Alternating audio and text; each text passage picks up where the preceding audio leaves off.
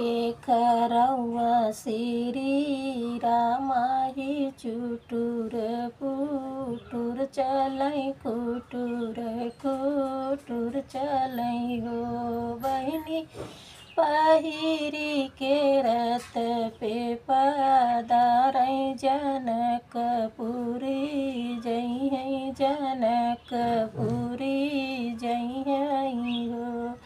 आगे बैठी हैं श्री राम बीच सीता रानी बीच सीता रानी नी हो बहिनी पीछावा जे बैठल लक्ष्मण देवरु जनकपुर पधारै जनकपुर पधारै हो।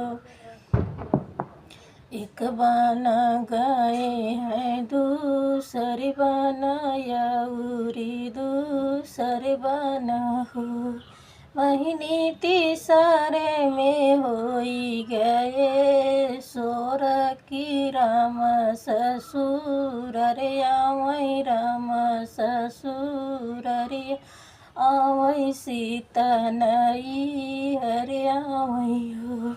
सोने के परात राजा दशरथ के सोने के परात राजा दशरथ की गंगा जी के पनिया ही गंगा जल पनिया हो बहिनी धन्य भये भगहा मार की राम ससुर रे आवै शीतल नई हरे आवै हो। चंदन पीढ़ैया रानी चंदन पीढ़ैया रानी सोचै कि मन ही सोचै हो बहिनी धन्य भय भाग्य हमार की सीता नई हरे आवै लखन ससुर रे आवै।